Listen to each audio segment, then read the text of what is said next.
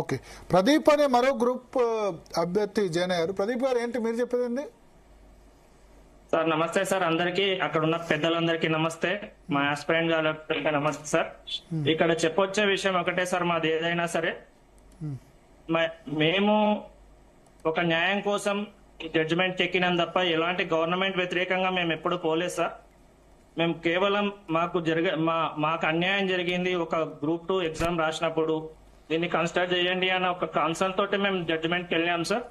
అది ఒక జడ్జిమెంట్ మా కోసం వచ్చింది. ఈ రోజు మళ్ళీ అప్పీల్ కు పోయి స్టే వచ్చింది సార్. దాని మీద ఈ స్టే వల్ల ఇద్దరికి అన్యాయం జరిగింది సార్. ఒక నిజాయితీగా రాసిన వాళ్ళకి అన్యాయం జరిగింది, నిజాయితీగా రాసి బయట ఏ తప్పు చేయకుండా ఉండని మాకు జరిగింది సార్. కాబట్టి ఇట్లాంటి విషయాన్ని గవర్నమెంట్ చాలా కన్సర్న్ తీసుకొని ప్రతి ఒక్కరికి న్యాయం చేసే విధంగా ఇది ఇంకా ప్రతి ఒక్కరికి న్యాయం ఎట్లా అవుతుంది? ఉన్న పోస్టులలో సెలెక్ట్ కావాలా? అయితే వాళ్ళకి కావాలి, వీళ్ళకి న్యాయం అయితే వాళ్ళకి అన్యాయం, వాళ్ళకి న్యాయం అయితే వీళ్ళకి న్యాయం, అంతే కదా? సూపర్ న్యూమరీ పోస్టులు పెడితే మధ్యలో వేరే ఉద్యోగులు వేరే నిరుద్యోగులు గొడవ పెడతారు. అట్లా ఎట్లా పెడతారని. సో ఎవరన్నా ఒకరు లూజ్ కావాల్సిందే సార్. ఒకటే సార్, వాస్తవానికి మా రిక్వెస్ట్ ఏంటంటే సార్, ఒక క్రిటికల్ సమస్య ఆ రోజు తలెత్తినటువంటి సమస్య ఏ ఒక్క వ్యక్తినో నిందించడానికి ఉన్నటువంటి సమస్య కాదు. ప్రాక్టికల్ గా ఆలోచన చేయండి. సాంకేతికంగా ప్రతి సమస్యను మనం పరిష్కారం చేయలేనప్పుడు సూపర్ న్యూమరీ పాలసీస్ అయినా తీసుకోవచ్చు, స్పెషల్ అకామిడేషన్ పాలసీస్ అయినా ఈ ప్రభుత్వం చేయొచ్చు. ఇప్పుడు మీకు సూపర్ న్యూమరీ ఇస్తే గనక రోడ్డు మీద ఉన్న నిరుద్యోగులు వాళ్ళేమంటారు? మేము ఉన్నది 45 మంది సార్. ఆ రోజు నుంచి కూడా అదే 45 ఉద్యోగాలు. ఇప్పుడు మీరు 45 గ్రూప్స్ ఉద్యోగాలు వేస్తే రేపు 4.5 లక్షల మంది పోటీ పడతారు. ఎట్లా ఇస్తారని వాళ్ళు కూడా వేస్తారు కదా కాంట్రాక్ట్. మీరు 45 మంది ఎవరి తరఫున కొట్లాడారు? రాని 5 లక్షల మంది తరఫున కొట్లాడారు. బాలాజీ గారు సార్, ప్రతి దానికి 2 కారణాలు ఉంటాయి సార్. సాంకేతిక కోణం ఉంటుంది, అదే విధంగా నైతిక కోణం ఉంటుంది. ఎన్నో సార్లు అంటే ధర్మం కోసం ఒక పాలసీ నిర్ణయం తీసుకుంటే తప్పేంటి? నేను జెన్యున్ గా నష్టపోయినటువంటి ఆస్పిరెంట్స్, మాకు 500+ ర్యాంక్ ఉంది 8 లక్షల మందిలో. నా ర్యాంకు ఇక్కడ మాట్లాడుతున్న ప్రదీప్ గ్రూప్ 2 ర్యాంకు 500 బిలో ఉంది ర్యాంకు 8 లక్షల మందిలో ఆ రోజు ర్యాంకింగ్ లిస్ట్ లో. మాలాంటి వాళ్ళకి న్యాయం చేస్తే తప్పేంటి? మేము అన్ని సార్లు జడ్జిమెంట్ గెలుచుకొస్తున్నాం. మనకు తెలియని విషయమా?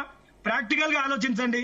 ఇలా సింగిల్ బెంచ్ లో మేము జడ్జిమెంట్ తెచ్చినాం, వాళ్ళు డివిజన్ బెంచ్ లో స్టే తీసుకొచ్చారు. అది కూడా మానవీయ కోణంలో వచ్చినటువంటిదే. అది ఎక్కడ కూడా తప్పులేం.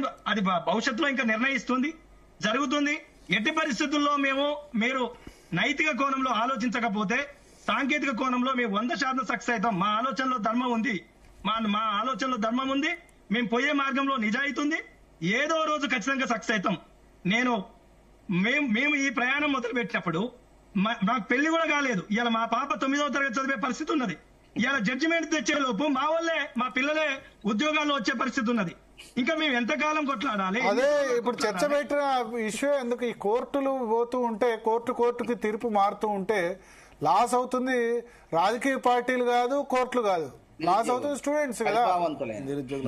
ఇది లేకపోతే ఇది రాకపోతే వేరే చూసుకుంటారు. ఇది వస్తుందన్న ఆశ దగ్గరున్న వాళ్ళు అటు ఇటు ఆశలు 9 సంవత్సరాలు 15 సంవత్సరాలు వెయిటింగ్ వేరే ఉద్యోగాలు జైన్ గారు ఇది మనకు వస్తుందన్న ఉద్దేశం. భరత్ గారు లేకపోతే ఈ ఫీల్డ్ కాకపోతే ఇంకో ఫీల్డ్ చూసుకుంటారు. ఎంతమంది గ్రూప్స్ ట్రై చేసి జర్నలిజంలోకి రాలేదు, ఎంతమంది గ్రూప్స్ ట్రై చేసి సాఫ్ట్వేర్లోకి పోలేదు, ఎంతమంది గ్రూప్స్ ట్రై చేసి వేరే దానిలో పోలేదు.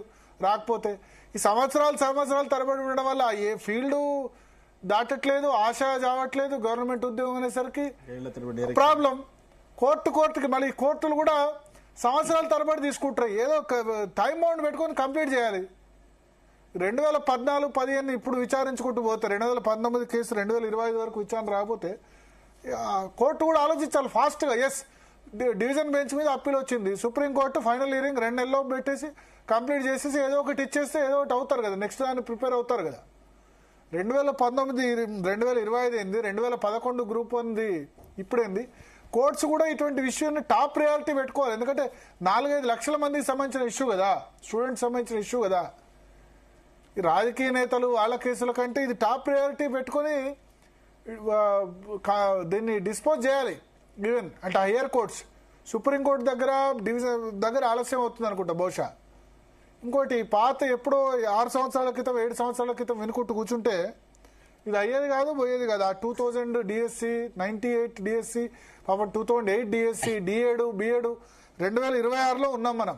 మీరు అన్నట్టు రిటైర్మెంట్ దగ్గరికి ఉద్యోగం వచ్చింది, టీచర్ ఉద్యోగం రిటైర్మెంట్ దగ్గరికి టీచర్ ఉద్యోగాలు వస్తున్నాయి.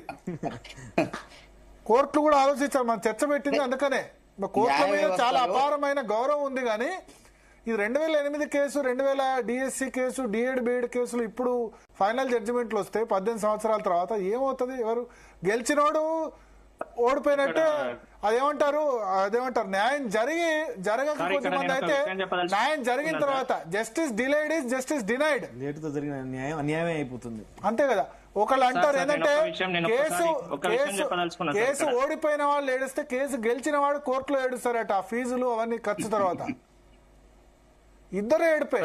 నేను ఒక విషయం చెప్పదలుచుకున్నా సార్. యా సార్, ఇక్కడ కొంత చాలా మంది అభ్యర్థులు కూడా ఇప్పుడు నిరుద్యోగులందరూ కూడా మీరు ఫస్ట్ నిరుద్యోగుల తరపునే పోయిండ్రు కదా అంటే వాస్తవం సార్. అందరు నిరుద్యోగులకు ఒకటేసారి మనం ఇక్కడ ఏ గవర్నమెంట్ కూడా ఒకటేసారి జాబులు ఇవ్వలేదు సార్. ఎవరైతే ముందు వరుసలో ఉంటారో వాళ్ళకు జాబులు అకామిడేట్ చేసుకుంటూ పోవడమే ఏ గవర్నమెంట్ అన్నా తన ప్రియారిటీ విషయంగా తీసుకుంటారు సార్, మాకు తెలిసినంత వరకు. ఇప్పుడు మాకు అన్యాయం జరిగిందని మేము ఇంట్లో కూర్చోకుండా ఆ రోజు సరే అన్యాయం జరిగింది, మనకు ఒక జ్యుడిషియల్ సిస్టమ్ ఉన్నదన్న నమ్మకంతో పోయినాం సార్ జ్యుడిషియల్ సిస్టమ్ కి. అక్కడ ఒక న్యాయం దొరికింది, ఆ న్యాయాన్ని అమలు చేయాల్సిన బాధ్యత ప్రభుత్వమేనా సార్? మేము ముందు వరుసలో ఉన్నామని చెప్తున్నాం తప్ప మాకే ఇవ్వండి అని మా స్వార్థం కాదు సార్ ఇది. మేము ముందు వరుసలో ఉన్నాం కాబట్టి మమ్మల్ని కన్సిడర్ చేయండి. మీరు ఆ వైట్నర్ పెట్టిన వాళ్ళు ఉన్నారా?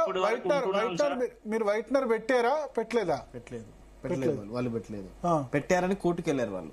45 మంది పిటిషనర్. మేము వైట్నర్ గానీ, ఏ ఎరైజింగ్ గానీ, లేకపోతే ట్యాంపరింగ్ గానీ, స్క్రాచింగ్ గానీ ఏది కూడా చేయనటువంటి అభ్యర్థులు. మేము 1 మార్క్ 0.5 తో సర్వీసు పోయినటువంటి అభ్యర్థులు. ఓకే, దత్తాత్రేయ గారు జాయిన్ అవుతున్నారు బీఆర్ఎస్